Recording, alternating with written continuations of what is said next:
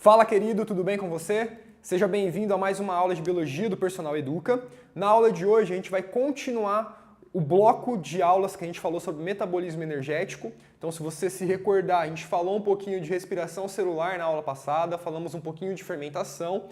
E na aula de hoje a gente vai falar de um importante processo do metabolismo energético, que é a fotossíntese. Você já deve ter ouvido falar desse termo, já deve ter associado alguns nomes aí que provavelmente você já ouviu falar em cloroplasto, clorofila, né? Então hoje a gente vai descrever um pouquinho sobre esse processo de fotossíntese. A aula de hoje, assim como a aula passada, ela é uma aula bem complexa porque é metabolismo. Então sempre que a gente trata de metabolismo, a gente vai ter uma série de reações químicas que estão relacionadas a esses processos. No entanto, para o vestibular, pessoal, é muito raro cair detalhadamente todos esses processos. No entanto, a gente precisa comentar detalhadamente desses processos químicos, tá? Mas para ficar claro, o que você precisa saber sobre fotossíntese? A equação geral, tá? Os componentes que são utilizados tanto para o início da reação, quanto os componentes que são produzidos por essa reação, tá ok? Quais são os fatores que limitam, né, que estão relacionados com a eficiência da minha fotossíntese, belezinha? E como que a fotossíntese e a respiração estão interrelacionadas em indivíduos que realizam a fotossíntese, por exemplo, beleza? Então, durante a aula vocês vão entender um pouquinho melhor sobre o que eu estou dizendo, mas basicamente eu dividi essa aula em 3 partes. Então, a primeira parte nós vamos saber sobre fatores gerais, né, relacionados com a fotossíntese. Na segunda parte eu vou detalhar todos os processos químicos relacionados à fotossíntese, tá? Só para vocês entenderem um pouquinho melhor sobre esses processos, tá? Reforçando que não é tão importante assim para esse momento. E na terceira parte da aula, a gente vai falar um pouquinho, vai fazer alguns exercícios para entender como é que isso é cobrado nos grandes vestibulares do país, beleza? Então, pessoal, fotossíntese. O que é a fotossíntese? É um processo químico realizado por alguns seres vivos, tá? Aqui, basicamente, a gente vai, quando a gente estiver falando da fotossíntese, a gente vai utilizar como modelo as plantas, tá ok? Que são os principais organismos fotossintéticos. No entanto, as algas também fazem fotossíntese, beleza? Mas só para ficar claro, a gente vai descrever basicamente o que acontece nas plantas, mas isso também acontece nas algas, belezinha? Então, o que é a fotossíntese? É um processo químico que converte a energia presente na luz, tá? Na luz do sol. Então a plantinha está lá exposta ao sol, ela recebe uma incidência de luz. Essa luz é convertida em energia química, tá ok? Ou seja, ela vai produzir, a partir da luz, a planta produz um composto muito energético que vai ser utilizado pelos outros seres vivos e até pela própria planta, para produzir ATP. Tá? Então vocês lembram na nossa aula passada que esse composto muito energético é o carboidrato. Tá? O carboidrato ele tem muitas ligações químicas ricas em energia. O que os seres vivos fazem? Eles convertem esse carboidrato em ATP, que é moedinha que o meu organismo consegue identificar como uma moeda de pagamento de energia. Tá? Então existe essa conversão de carboidrato para ATP. Tá, okay? E esse carboidrato que é utilizado tanto na fermentação quanto na respiração celular, ele é produzido pela fotossíntese. Então aqui a gente tem uma estrutura que está relacionada com o processo de fotossíntese, que nós chamamos de cloroplasto. Não sei se vocês estão lembrados, mas na nossa primeira ou segunda aula nós falamos sobre as organelas e nós vimos que os cloroplastos são as organelas membranosas que estão relacionadas com o processo de fotossíntese. Então o que acontece? O cloroplasto, dentro dele, existe essa estrutura aqui, ó, que nós chamamos de tilacoide, tá? Então, cada moedinha, cada tracinho verde desse aqui é um tilacoide. No tilacoide existe um pigmento verde chamado de clorofila, tá? É uma molécula, tá? Um pigmento que dá a coloração verde a essas plantas, tá ok? E esse pigmento ele absorve essa luz e vai desencadear todo um processo que vai resultar na liberação de carboidrato, que vai ser utilizado tanto na fermentação quanto na respiração para produzir ATP, e também a partir desse processo, iniciado aí, então pela absorção de luz pela clorofila, também vai liberar o oxigênio que é utilizado na respiração celular para a produção de ATP. Tá? Então eu tenho essa estrutura, o cloroplasto, que possui no seu interior o pigmento clorofila, que ao ser incidido pela luz, ele vai sofrer uma excitação dessa molécula, que vai desencadear todo o processo de fotossíntese, liberando o oxigênio, fundamental para o processo de respiração celular, que vai levar aí à produção de ATP, e carboidrato, que vai ser utilizado tanto na respiração quanto na fermentação, tá? O carboidrato é essencial para o metabolismo energético. Sem carboidrato eu não tenho a formação de ATP, tá ok? Vou ter pelos lipídios, como a gente viu na aula anterior, mas enfim, o principal componente do metabolismo energético é o carboidrato, é a principal molécula rica em energia, tá ok? Que vai ser utilizado então para fermentação e para respiração. A partir disso eu tenho dois conceitos aqui importantes que a gente já falou, meio que perdido em algumas aulas, tá ok? Mas agora a gente vai definir quais são, nós vamos definir esses conceitos, que é o conceito de autótrofo e heterótrofo, tá? Esse termo está relacionado a se os seres vivos conseguem ou não produzir seu próprio alimento. Então, como vimos, todos os seres vivos precisam de carboidrato para a produção da sua energia, para a produção de ATP. Todos os seres vivos têm gasto energético e eles precisam de metabolismo energético, todos, sem exceção, beleza? E esse metabolismo energético, ele é então guiado, ele vai ser dirigido pelo carboidrato. Eu preciso de carboidrato para ter esse metabolismo energético. Então existem organismos que conseguem produzir o próprio carboidrato, é o caso dos organismos fotossintéticos, como plantas e algas. Esses organismos são chamados de seres autotrófos ou autotróficos. Por quê? Auto está relacionado a si mesmo, né? Relacionado à produção, à realização do próprio indivíduo, tá? Então, autótrofo são indivíduos que produzem o próprio alimento, que produzem o próprio carboidrato, é o caso das plantas fotossintéticas. E heterotróficos são todos os demais organismos que não conseguem produzir o próprio alimento, ou seja, que não realizam fotossíntese, tá ok? Então, para eles conseguirem o carboidrato para respirar ou fermentar, eles precisam se alimentar de um outro ser vivo, tá ok? Então, esse é o caso dos animais, dos fungos, dos protozoários, enfim, de todos os demais seres vivos, beleza? Bom, vamos falar agora um pouquinho sobre a fotossíntese, sobre o processo de fotossíntese, tá ok? A equação geral da fotossíntese, ela está descrita nesse lado do quadro. Basicamente, o que é utilizado na fotossíntese?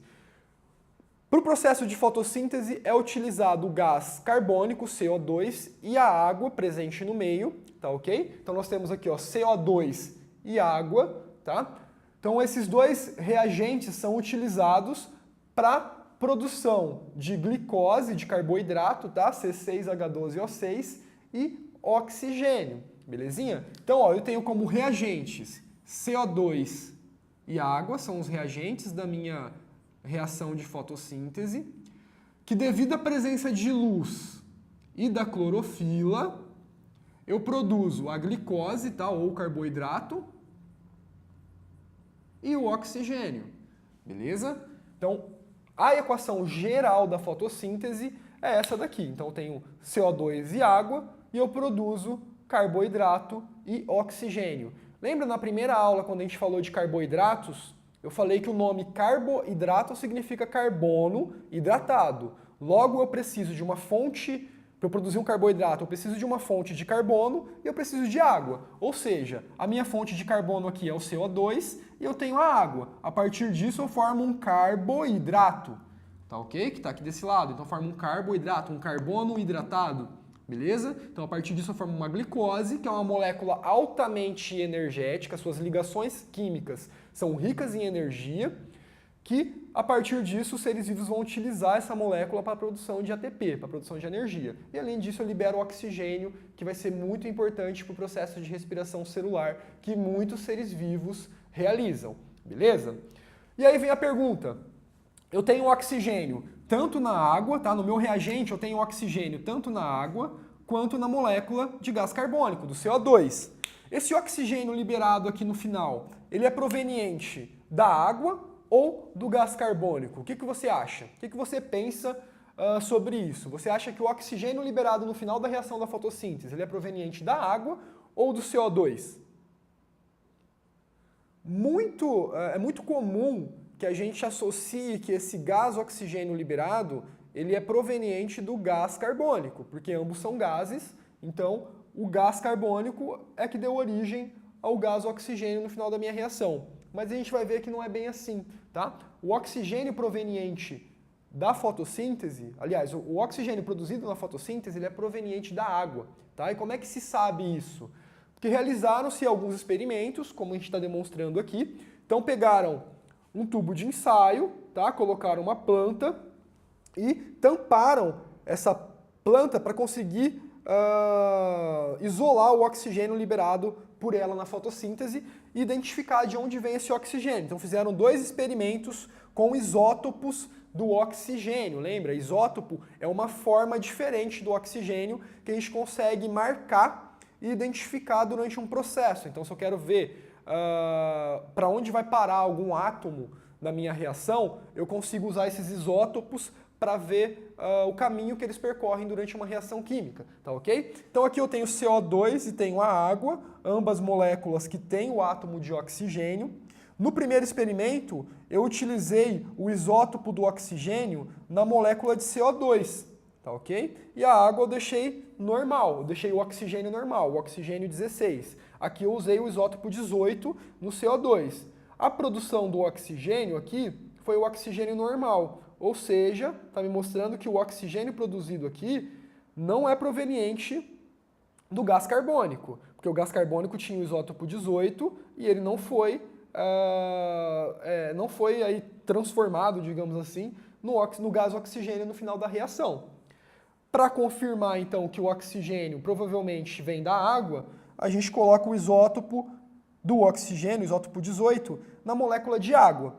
E aí verificou-se que a produção de oxigênio no final da reação de fotossíntese era o oxigênio do isótopo 18, que é o mesmo que estava presente aqui na água, tá ok? Então isso nos comprova que o oxigênio produzido no final da fotossíntese, ele é proveniente da água, beleza? Essa é uma informação muito importante, porque aparece muito comumente nos vestibulares alguma questão sobre isso, tá?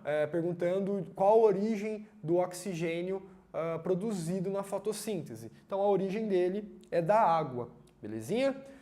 Pessoal, então vou só continuar a nossa aula, vou fazer uma nova lousa aqui, que a gente vai falar um pouquinho mais sobre alguns conceitos básicos, né, e gerais da fotossíntese, e a gente já retoma a nossa aula, beleza? Bom, pessoal, para a gente fechar esse bloco, né, esse primeiro bloco da nossa aula, eu vou falar de mais 2 conceitos que são fundamentais aí para a compreensão da fotossíntese.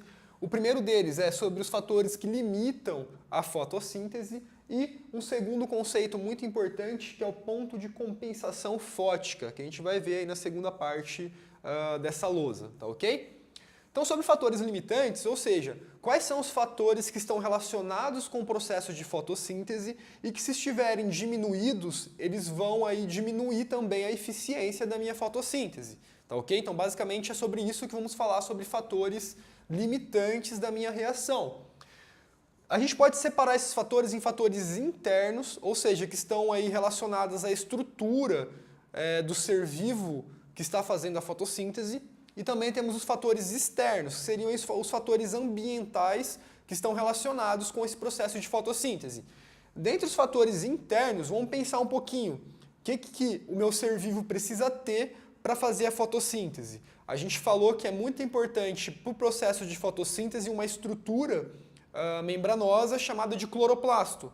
Por quê? Porque no cloroplasto existe um pigmento que a gente chamou de clorofila. Tá ok? Então são 2 estruturas já que eu sei que precisam estar presentes em abundância ou numa quantidade ideal para a realização da minha reação química.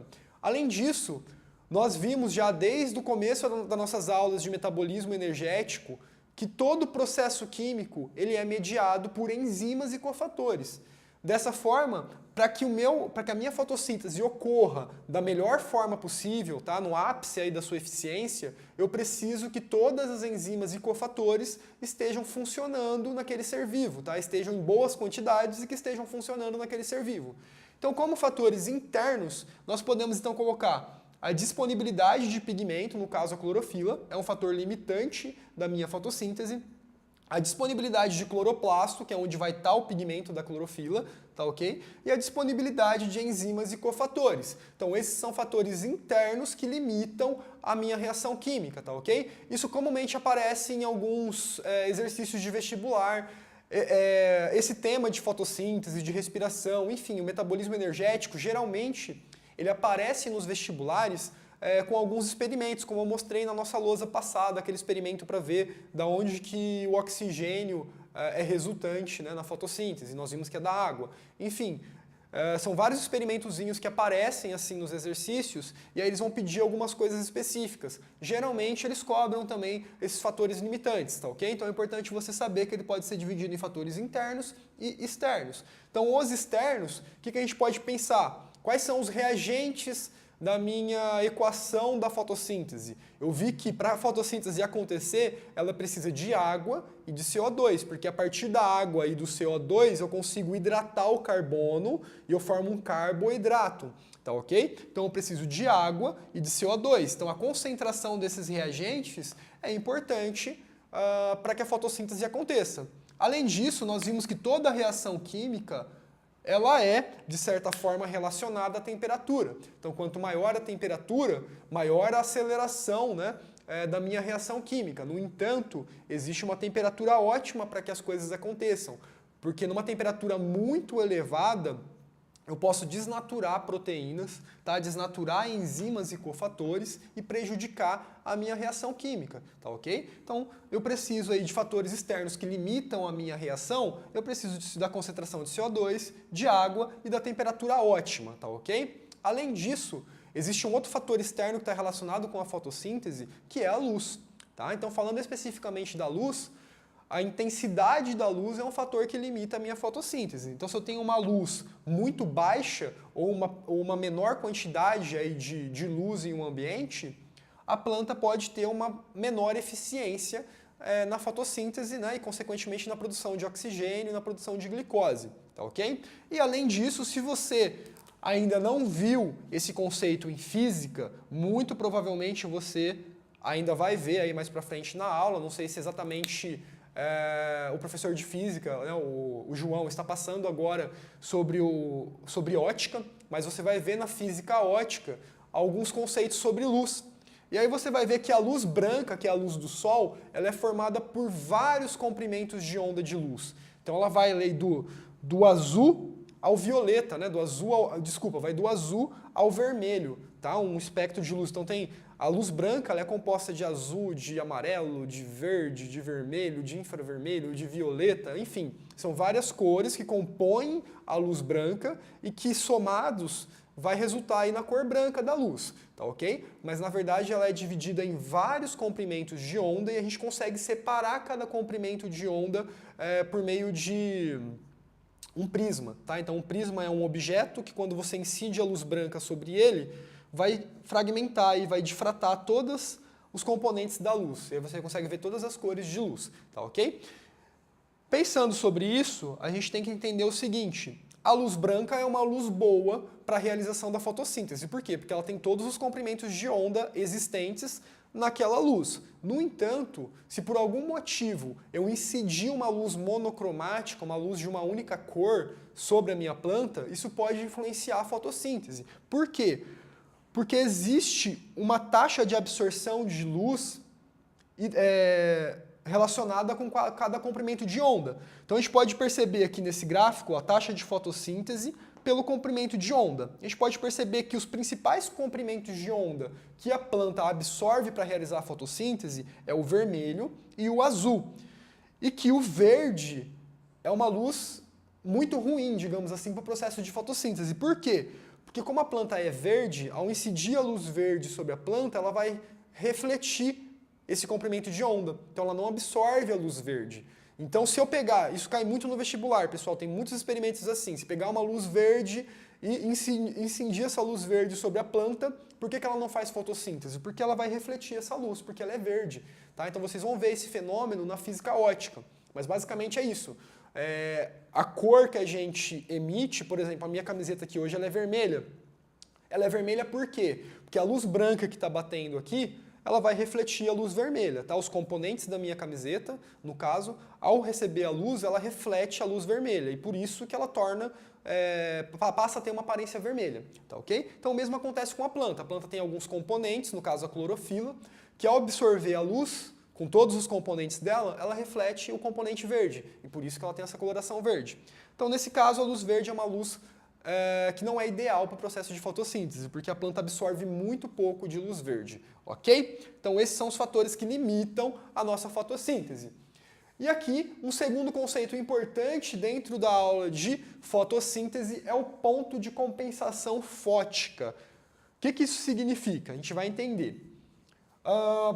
Pensando na nossa planta, né, que é o organismo modelo aí para explicar a fotossíntese, a planta, então, a gente viu que pelo processo de fotossíntese, ela produz oxigênio, que está aqui em cima, não sei se vocês conseguem enxergar, mas aqui eu coloquei os produtos da fotossíntese. Então a planta ela tem o cloroplasto, ela recebe a luz, ela faz fotossíntese e produz oxigênio e carboidrato, tá? São esses os produtos da fotossíntese. E aí a gente viu que todo organismo vivo ele tem um gasto energético e ele precisa pagar esse custo de energia que ele teve. Como é que ele faz isso? Com a produção de ATP. E quais são os processos que produzem ATP? A fermentação e a respiração celular. Que tem, no geral, né, os dois precisam de quê? De carboidrato. Tá? Então eles precisam de carboidrato para realizar o processo de fermentação ou de respiração celular para produzir ATP para pagar os custos daquela célula. Tá ok? A planta, então, ela faz fotossíntese e ela também faz a respiração celular, pessoal. Não se esqueçam disso. Tem muita gente que acha que porque a planta faz fotossíntese, ela não respira. Não é isso. Respiração e fotossíntese são coisas diferentes. Tenta colocar isso, tenta entender isso. A fotossíntese, ela produz componentes essenciais para a produção de ATP. Tá, ok? Então ela produz o quê? Carboidrato e oxigênio, que vão ser utilizados pela fermentação e pela respiração celular para produzir energia. Então a planta tem o cloroplasto e ela tem a mitocôndria, que é aquela organela que a gente viu na aula de respiração celular, que está relacionada com a respiração celular, né? Com o processo de respiração, que vai produzir o ATP.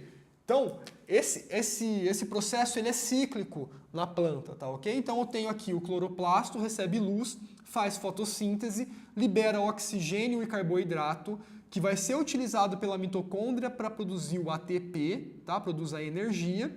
E no processo de respiração celular, ela tem como produto o quê? CO2 e água. É só você olhar a nossa aula passada, você vai ver que eu não estou mentindo. O produto da mitocôndria é CO2 e água, que é o componente, que são os reagentes utilizados para o processo de fotossíntese, tá ok? Então veja, o que o cloroplasto produz aí de resto, né, o que é resto da reação da fotossíntese, é utilizado pela mitocôndria para fazer a respiração celular. E o que é resto na respiração celular é utilizado pela fotossíntese para produzir oxigênio e carboidrato. Então é uma reação cíclica muito bonita, porque o que não é utilizado por uma reação é utilizado pela outra. Tá ok? Então tem um aproveitamento dessas moléculas. Ficou claro, pessoal? Então a planta ela respira e faz fotossíntese, beleza? Então os produtos da fotossíntese são utilizados para a respiração e os produtos da respiração são utilizados pela fotossíntese. A partir desse conhecimento básico surge então o termo de ponto de compensação fótica. O que seria isso?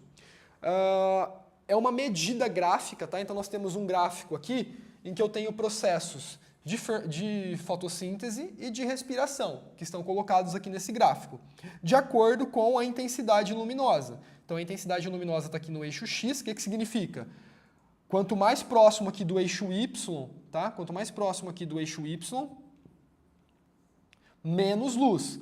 A partir daqui, ó, eu tenho mais luz, tá bom? Então quando eu vou distanciando do eixo Y, eu vou aumentando a intensidade luminosa, beleza? Então o que significa? Vamos pensar.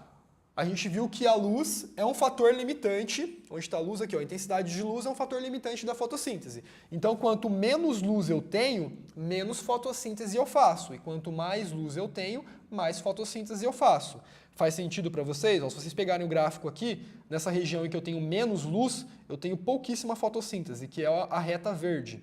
E quando eu tenho muita luz, eu tenho muita fotossíntese. beleza? E a respiração celular ela é constante, independente da taxa de luz. Ela vai sempre ter a mesma constância, eu sempre vou respirar a mesma quantidade, tá ok? Então, pensando nisso, existem alguns pontos nesse gráfico que eles vão estar relacionados com a produção de mais oxigênio ou de menos oxigênio, tá ok? Então, esse gráfico é um gráfico que relaciona a respiração com a fotossíntese. Como eles são interligados, então existem momentos em que eu vou ter maior produção de oxigênio do que de CO2 e vice-versa. Vai ter alguns momentos que eu vou ter mais CO2 do que oxigênio. Então vamos pensar olhando aqui primeiro, depois a gente vai para o gráfico. Quando eu tenho mais CO2? Quando eu respiro mais. Por quê? Porque o CO2 é um produto da respiração celular. Então se eu estou numa condição em que eu tenho muito CO2, significa que aquela planta está respirando mais do que fazendo fotossíntese. E o contrário, quando eu tenho mais oxigênio do que CO2, significa que a minha planta está fazendo mais fotossíntese do que respirando, tá ok? Então onde estão esses pontos aqui? Qual que é o ponto em que eu respiro mais do que faço fotossíntese? É o ponto onde eu tenho menos luz. Se eu tenho menos luz, eu faço menos fotossíntese. Então esse ponto A, que está colocado aqui, é o ponto em que eu faço mais respiração, que está aqui no vermelho, do que fotossíntese. Ó. A fotossíntese está aqui, ó, no meu gráfico. E a respiração, ela está aqui. Ou seja, a respiração é maior do que a fotossíntese. Ó. Aqui é a respiração e aqui é a fotossíntese. Ou seja, a respiração maior que a fotossíntese, eu tenho mais CO2 do que oxigênio. Tá, ok? Então esse é um ponto em que eu tenho mais respiração do que fotossíntese. Qual que é o ponto em que respiração e fotossíntese são iguais? É esse ponto aqui. Ó. O mesmo valor da taxa de fotossíntese é a taxa de respiração. Então aqui respiração e fotossíntese são iguais. Eu tenho a mesma quantidade de CO2 e de oxigênio. Tá, ok? E o ponto C é o ponto em que a fotossíntese é maior do que a respiração. Olha o ponto B aqui, ó. O ponto C, desculpa, o ponto C está aqui, para respiração e para fotossíntese. Então a fotossíntese é maior do que a respiração. Logo, eu tenho mais oxigênio do que CO2 nessa condição. Beleza? Então, isso é interessante, pessoal, para saber assim, quando que a planta vai estar em melhores condições para o seu crescimento. Provavelmente ela vai estar ela vai estar em maior condição para crescer no momento C, quando ela respira menos do que faz fotossíntese. Ou seja, a fotossíntese ele já está tão abundante por conta da intensidade luminosa que ela está produzindo muito oxigênio, ela está produzindo muita glicose, ou seja, favorecendo assim o crescimento, que ela faça a respiração celular para produzir energia e que também que ela acumule glicose para crescer ainda mais, tá ok? Então, quando que a planta cresce mais? Quando ela está nesse ponto C. Quando ela faz menos respiração e mais fotossíntese. E quando que ela está crescendo menos? Quando ela faz mais respiração do que fotossíntese, que é o ponto A. Beleza, pessoal? Então esse é um gráfico que aparece muito em vestibular, isso aqui vai aparecer muito, a gente vai fazer alguns exercícios no final da aula e vocês vão perceber que esse tipo de gráfico ele é bem recorrente, tá ok? E aí vocês vão entender um pouquinho melhor. Se não entenderam, volta um pouquinho o vídeo e tenta entender esse gráfico, porque é muito importante para essa aula. Beleza, pessoal? Então vamos para a segunda parte da aula.